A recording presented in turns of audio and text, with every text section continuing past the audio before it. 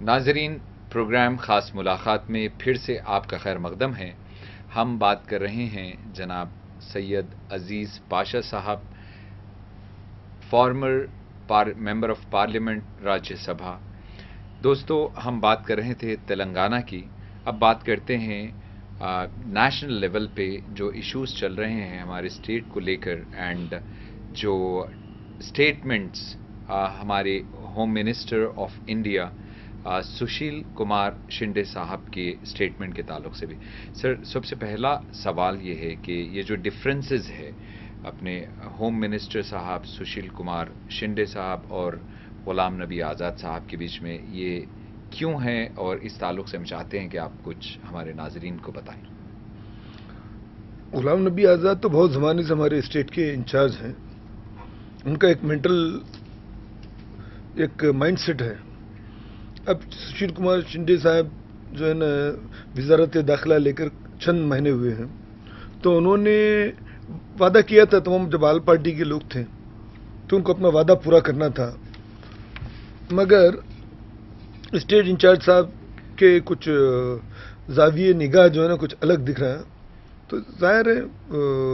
دونوں کے بیچ میں کچھ، ہم نے بھی اخبار میں دیکھا کہ کچھ اختلافات ہیں۔ چونکہ وعدہ کیا تھا وزیر داخلہ جناب شنڈے صاحب نے پورے آل پارٹی، جس میں ہماری پارٹی کی بھی 2 نمائندے شامل تھے، اب لوگ تو انہیں کو پوچھیں گے۔ تو یہ بڑی عجیب بات ہے کہ آپ نے کہا کہ ہم 28 تاریخ کو اعلان کریں گے، اعلان نہیں کر سکے، اس کے بعد کوئی کنسلٹیشن نہیں بولے، مگر آج بھی کہتے ہیں کنسلٹیشن۔ تو ایک نیشنل پارٹی کو اس قسم سے کہنا بالکل گوارا دکھائی نہیں دیتا، ٹھیک دکھائی نہیں دیتا کہ آپ نے ایک بات کہہ دی، وزیر داخلہ ہندوستان جیسے کنٹری کے، آپ نے ایک تاریخ کا اعلان کیا تھا، تعین کیا تھا، تو اپنی زبان کو رکھنے کے لیے وہ کرنا چاہیے تھا۔ پھر آج کہنا کہ ہم کو اور بھی مذاکرات کرنا ہے، لوگوں سے بات چیت کرنا ہے، پہلے تو آپ نے کہتے نو فردر ڈسکشن، بولے نو کوئی مذاکرات یا بات چیت نہیں ہوگی، بولے پھر ایک بات چیت کی بات، کب تک بات چیت کرتے رہیں گے؟ یہ آج تلنگانہ کا مسئلہ کل کا نہیں ہے، ایک مہینے کا نہیں ہے، ایک سال کا نہیں ہے، کئی دہوں سے چل رہا ہے، آخر کب ان کا مینٹل میک اپ ہوگا پتہ نہیں۔ خیر پبلک کے جواب دہ ہے، پبلک بھی ان کو اچھی طریقے سے سبق سکھائیں گے، میں جہاں تک سمجھتا ہوں۔ Home minister of India Sushil Kumar Shinde صاحب ابھی ریسنٹلی ایک بڑا ہی پاورفل اسٹیٹمنٹ دیے ہیں، جس میں B J P and R S S جو ہے ٹیررسٹ آرگنائزیشنز رن کرتی ہیں انڈیا میں، تو سی پی آئی کا کیا اسٹینڈ ہے؟ آپ سپورٹ کرتے ہیں اسٹیٹمنٹ کو personally and C P I as a party? کیونکہ کئی ایسے انسیڈنٹس پاسٹ میں ہوئے ہیں جہاں پہ ایویڈنسز بھی ہے کہ انوالومنٹس جن لوگوں کے تھے ان کے تعلقات کن سے تھے، تو آپ کا کیا اسٹینڈ ہے اس تعلق سے؟ ہم تو پہلے سے کہتے آ رہے ہیں کہ یہ دہشت پسندی وغیرہ، یہ جو سنگھ پریوار ہیں، یہ تمام چیزوں میں ملوث ہیں، وہ نہیں چاہتے کہ ہندوستان ایک متحد طریقے سے رہ سکے، وہ کچھ ایسے سوالات اٹھاتے ہیں جس کی وجہ سے ہندوستان میں کشیدگی پیدا ہو اور اپنی دکان چمکے، یہ دکان چمکانے کے لیے اس قسم کی باتیں کرتے ہیں۔ اور جو بات انہوں نے کہی سشیل کمار شنڈے وزیر داخلہ، وہ بالکل حقائق پہ مبنی ہے، اور بھی کئی چیزیں پوشیدہ راز کو انہوں کھولنا چاہیے تھا، تھوڑی سی کھولے جس پہ یہ لوگ پھڑک گئے ہیں۔ اب یہ لوگ کیا ان کا لائے عمل رہے گا، نیکسٹ جب پارلیمنٹ سیشن شروع ہوگا اب وہ کہیں گے ہم شنڈے کو سننا نہیں چاہتے، چونکہ پورا اندر کے لوپ ہول باہر رکھ دی ہیں وہ۔ اور بھی کئی ایسے چیزیں ہیں۔ ایک بات، خیر ایک پبلک کا نمائندہ بولا، مگر وہ تو وزیر داخلہ ہے، اس کے ساتھ سیکریٹری جو ڈی کے سنگھ نے بھی کہا، تمام ناموں کے ساتھ انہوں نے گنوایا کہ کون کون لوگ ہیں ان تمام چیزوں میں۔ تو مکہ مسجد سمجھوتا ایکسپریس سے لے کے مکہ مسجد تک، اور درگاہ شریف اجمیر اور مالی گاؤں کے اس میں، یہی تمام لوگ جو ہے نا کرنا، اور بیچارے معصوم مسلمان اس میں پھنسے بچے۔ تو خیر کم سے کم آج تو جو ہے نا ان کو سمجھ میں یہ بات لوگوں کے سامنے یہ بات کو پورے نیشن کے سامنے انہوں نے یہ بات رکھی، اور آر ایس ایس کا اصل چہرہ لوگوں کے سامنے انہوں نے کیا، خوشی کی بات ہے۔ اور بھی کئی ایسے راز جو مضمر ہیں، وہ بھی اگر پورے راز ہے نا پبلک کے سامنے رکھیں تو پبلک کو معلوم ہوگا کہ یہ نیشنلسٹ پارٹی ہے، قوم کے لیے اور نیشن کے لیے کام کرتی ہے، یا ان کا ایجنڈا فیسسٹ ایجنڈا جو ہے، جو ہمیشہ ہم کہتے ہیں یہ فیسسٹ پارٹی ہے، ان کا ایجنڈا فیسسٹ ہے، تو اس قسم کے لوگوں کو جمہوریت میں رہنے کا حق نہیں ہے۔ بی جے پی پارٹی کے جس تعلق سے آپ بتا رہے ہیں، تو آپ کیا سمجھتے ہیں ہمارے ملک میں جس قسم کی سیاست ہوتی ہے، کیا وہ صحیح طریقہ ہے، یا پھر اپنے کام، اپنی خدمات بغیر کسی مذہب و ملت کے، انسانیت کی؟ کیونکہ ایک کانسٹیٹیوئنسی میں ہر کوئی رہتا ہے، ایسا بہت میں نہیں سمجھتا ہوں کوئی ایسی جگہ ہے جہاں پہ صرف ایک کمیونٹی کے لوگ رہتے ہوں گے، تو آپ کا کیا خیال ہے اس تعلق سے؟ ہندوستان تو ایک گلدستہ ہے، ہر قسم کے پھول ہے، کئی قسم کے لوگ جو ہیں یہاں پر ہندوستان میں، آپ کو یہ سن کر تعجب ہوگا کہ ہندوستان میں زبان جو ڈائلیکٹس ہیں، زبان اور ڈائلیکٹس میں فرق ہے کہ بولی جانے والی اس کو ڈائلیکٹس بولتے ہیں، جی جو لینگویج ہے جو لکھت میں بھی آتی ہے، تو ڈائلیکٹس اور زبانوں کو اگر ملائیں تو ہندوستان میں 625 لینگویجز ہیں، یعنی ساری دنیا میں جتنے لینگویج ہندوستان میں، تو اس لیے ہم اس کو بر اعظم بولتے سمجھے، تو یہاں پر اتنے کئی قسم کے بھانت مختلف قسم کے لینگویج بولنے والے، عقیدہ ماننے والے لوگ موجود ہیں۔ وہاں پر اگر ہم جو ہے نا اس کی سیاست چلائیں گے ذات پات کے نام پہ، مذہب کے نام پہ، تو ہندوستان متحد نہیں رہ سکتا۔ اسی لیے اس وقت مہاتما گاندھی، پنڈت جواہر لال نہرو، محمد علی اور مولانا ابوالکلام آزاد، یہ تمام لوگ مل کر جو ہے نا سیکولرزم ہی ہندوستان کو بچا سکتا ہے، جس میں سیاست کو اس میں غلط ملت کرنا نہیں ہے، مذہب ایک اپنا پرسنل یہ ہے، سیاست اور دونوں کو اگر ملائیں گے تو ظاہر ہے کشیدگی پیدا ہوگی۔ تو جو لوگ سیاست میں مذہب کا حربہ استعمال کرتے ہیں تو وہ غلط ہے، تو ہم تمام لوگوں کو مل کر آپس میں مل جل کر رہنا ہے، اب زندگی گزارنا ہے۔ سیاست کا مطلب یہی ہے کہ لوگوں کے لیے ان کی خدمات کیا ہیں، اور اس لحاظ سے ہندوستان میں جو اصل مسائل کیا ہیں، مسائل یہ ہے کہ معاشت بگڑ رہی ہے، کئی لوگ جو ہے نا غریب غربا اور بیکاری بے روزگاری ہے، تو ان چیزوں کے بارے میں جو ہے نا سوچنا ضروری ہے۔ ایز اے پولیٹیشین جو ہے نا اگر واقعی ہم کو اگر سوچنا ہے تو یہ تمام چیزوں سے لوگوں کو کیسے راحت پہنچائیں، تو اصل خدمت وہ ہے، وہ خدمت کی بجائے لوگ اپنی دکان چمکانے کے لیے مذہب کا سہارا، فرقہ پرستی کا سہارا لیتے ہیں، جو غلط بات ہے۔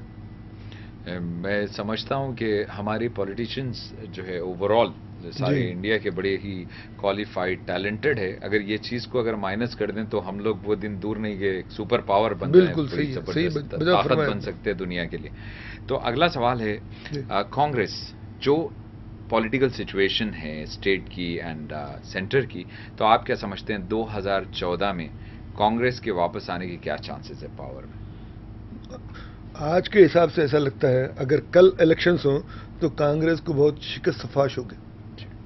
چونکہ یہ لوگ جو ہیں غریب اور عام آدمی کے لیے، نام تو عام آدمی کا ہے، ان کا مینیفیسٹو کہتا ہے، مگر عام آدمی کے لیے وہ لوگ کچھ نہیں کر رہے ہیں۔ آج بھی ہم دیکھ رہے ہیں رشوت خوری بڑھ رہی ہے، بڑے بڑے کارپوریٹ ہاؤسز کو جو مراد دے رہے ہیں، 5 لاکھ کروڑ سے زیادہ مراد کارپوریٹ ہاؤسز کو دے دی، غریب کے لیے کوئی مراد نہیں ہے۔ تو ان چیزوں کو مد نظر کرتے ہوئے ہم سمجھتے ہیں اگر کانگریس پارٹی سنسیئرلی کام نہیں کرے گی، یہ مہنگائی کو نہیں روکے گی اور فرقہ پرستی کو نہیں روکے گی، رشوت ستانی کو نہیں روکے گی، اور غریب غربا اور عام آدمی کے لیے کچھ سہولت نہیں پہنچیں گی، تو ان کا آنا مشکل ہے۔ جی اچھا، جو اب نیکسٹ الیکشنز ہے، جی، تو ہماری جو نئی پارٹی آندھرا پردیش کی ایک نئی پارٹی آ رہی ہے، Y S R Congress Jagan کی، تو آپ کیا سمجھتے ہیں ان کے کیا چانسز ہے نیکسٹ الیکشنز میں؟ پچھلے چند ماہ پہلے جو بائی الیکشنز ہوئے تھے تو سیماندرا علاقے میں ان کو بہت زبردست فتح حاصل ہوئی ہے، تو کانگریس کو اس وقت 18 سیٹوں میں 4-5 سیٹوں میں ان کی ڈپازٹ ضبط ہوئی، ایک رولنگ پارٹی جو کبھی نہیں ہوئی تھی، تو اس سے کانگریس بھی گھبرائی ہوئی ہے۔ اب یہ جو پوسٹپونمنٹ ہے، میں جس تک سمجھتا ہوں کہ یہ پوسٹپونمنٹ کے 2 وجوہات ہیں۔ نمبر 1 وجہ جو ہے وہی ہے سر کانگریس کو اپنے طرف کیسا لینا، تو وہ ورنہ ان کا جو ہے نا مستقبل بڑا تاریک ہے، اگر یہی حساب سے چلتا گیا تو اس معاملے میں ان کو بڑی گہری سوچ و فکر سے اسی میں مبتلا ہے وہ لوگ کہ سیما آندھرا میں ان کا مستقبل کیا ہے، چونکہ तमाम जो है ना हर तरफ देख रहे हैं कि इनके कई एमएलए जो है ना अपनी पार्टी छोड़ के वाईएसआर कांग्रेस में जा रहे हैं, तो वो हिकमत अमली के लिए भी हो सकता है। और जहाँ तक आने वाले बजट सेशन में उनका बजट पास होना है, तो उसमें अगर यहाँ के तेलंगाना या सीमांध्रा के लोग अगर ये कहते हैं, चूँकि उनको बहुत कंफर्टेबल मेजॉरिटी नहीं है, अक्सरियत बहुत थोड़ी सी है, तो इनमें से तेलंगाना के या सीमांध्रा के लोग अगर पलट गए तो बजट पास नहीं हो सकता। तो फिर 2014 क्या होगा, हुकूमत कैसे चलेगी? तो ये बड़े सवाल, अहम सवालात हैं सब। माइनॉरिटीज़ ख़ासतौर पे जी जी मुसलमानों का जो सिचुएशन, रेशियल प्रोफाइलिंग, इस्लामोफोबिया, ये सारा जो मीडिया, ये सारी चीज़ें जो हो रही हैं, तो आपके टेन्यूर में, आपके जो 6 साल माशाल्लाह आप बड़ी कामयाबी के साथ कंप्लीट किए, तो इस दौरान में इन लोगों के लिए, माइनॉरिटीज़ के लिए जो है आपने क्या किया, और आप क्या समझते हैं कि किस हद तक काम होना चाहिए और क्या अहम मसाइल हैं? मुझे तो ऐसा लगता है कि कांग्रेस पार्टी के सामने मुसलमान नाम की कोई यही नहीं है, कम्युनिटी नहीं है। इसलिए आज हम जो है ना बात कर रहे हैं सब प्लान्स की, एससी सब प्लान, एसटी सब प्लान, यानी आबादी के लिहाज से उनको बजट मिलना चाहिए। और इस वक्त जबकि 20% के लगभग जो है माइनॉरिटीज़ हैं, जिसमें मुसलमान जो है ना 78% हैं, तो उनको 1% भी नहीं मिल रहा, आधा फीसद भी नहीं है। तो जब मैं, हालांकि मेरी एमपीशिप ख़त्म हो गई, उसके बावजूद भी 15-20 तमाम पार्टीज़ के लोगों को ले जाके प्लानिंग कमीशन के सामने मैंने ये बात पूछी कि भाई क्या बात है, आप जो है ना 11वां जो 5 साला मंसूबे में जो पैसा आपने दिया था, जो आधा फीसद भी नहीं था, इस मरतबा आपने नहीं बढ़ाया, जबकि हर तरफ बात चल रही है सब प्लान की। तो आबादी कितनी है, आपने कितना पैसा दिया है? तो उनको इसमें दिलचस्पी नहीं है। यही वजह है कि उनको उत्तर प्रदेश में शिकस्तफाश हुई, यही वजह है कि बिहार में उनकी शिकस्तफाश हुई। जब तक ये लोग इन चीज़ों के बारे में नहीं सोचेंगे तो वो लोग एतमाद हासिल नहीं कर सकते। सच्चार कमेटी, ये सारी कमेटीज़ बनी, उसमें काफ़ी जो है चीज़ों को अटेंशन में लाया गया, गवर्नमेंट को बताया गया कि भाई ये चीज़ों की ज़रूरत है, लेकिन उसका इम्प्लीमेंटेशन कभी नहीं हुआ। तो इसकी क्या वजह हो सकती है, आप क्या समझते हैं? बात यह है कि सच्चर कमेटी या रंगनाथ मिश्रा कमीशन खाली अपने पार्लियामेंट में रखा गया, उसके ऊपर बहस नहीं हुई, एक दिन भी बहस नहीं हुई। क्यों नहीं? मगर इसके कांग्रेस जो ना हमेशा वोट बैंक पॉलिटिक्स में रहती, ये बात करने से हिंदुत्व क्या समझेगा, ये हमेशा, अरे तुम जो है एक स्टेट्समैनशिप होना चाहिए, तुम्हारे पास गट्स होना चाहिए। हाँ भाई, एक ऐसी कम्युनिटी है जिसके साथ इंसाफ नहीं हुआ, इनकी हालत जो है ना आज़ादी के बाद आज से लेते हुए दलितों से हालत ख़राब हो चुकी है, तो उनके लिए फलाही कुछ काम करना चाहिए, इनके पास प्रोग्राम नहीं है। तो आज सिर्फ दिखावे के लिए उन्होंने वज़ीर आज़म का 15 नुकाती प्रोग्राम रखा, जो सारे हिंदुस्तान के 131 डिस्ट्रिक्ट्स और कुछ 338 टाउन्स में इम्प्लीमेंट हो रहा, अमलावरी, और कई हिस्से इससे महरूम है, 2/3 हिस्से इससे महरूम है। और जो अमलावरी हो रही है उसमें खातिरी से अमलावरी नहीं हो रही। वज़ीर आज़म का 15 नुकाती प्रोग्राम देखा जाए तो बेहतरीन, अगर उसके ऊपर ठोस तरीके से अगर अमलावरी हुई तो कुछ फलाही काम हो सकता है, इनकी अपनी ज़िंदगियों में जो ना सुधार आ सकता है। मगर प्रोग्राम बना दिए, कुछ फंड रिलीज़ कर दिए, इसके बावजूद पलट के कोई देखने वाला नहीं है किस हद तक है ना इसका अमलावरी हो रही है। तो उनके लिए ये प्रियॉरिटी एजेंडा नहीं है, मैं अपने तक समझना चाहूँ, इनके लिए प्रियॉरिटी एजेंडा नहीं है। माशाल्लाह, बहुत खूबसूरत, हमें फ़ख्र है माशाल्लाह आप हमारी कम्युनिटी से, एंड बहुत खूबसूरत आपका जो है जज्बा है, काबिले सताइश माशाल्लाह, और एक बहुत अच्छा एग्जाम्पल है हमारी नई जनरेशन के लिए जो अपकमिंग लीडर्स है। तो हमारी दुआएं और नेक तमन्नाएं आपके साथ है। बहुत बहुत शुक्रिया, आज आप हमारे पास स्टूडियोज़ में आए और शेयर किए अपने views. Thank you very much. शुक्रिया। तो नाजरीन, आप सुन रहे थे जनाब सैयद अजीज़ पाशा साहब को। उम्मीद करते हैं कि आपको हमारा ये प्रोग्राम पसंद आया होगा। अब दीजिए अतर खान को पूरी टीम के साथ इजाज़त और देखते रहिए मुनसिफ टीवी।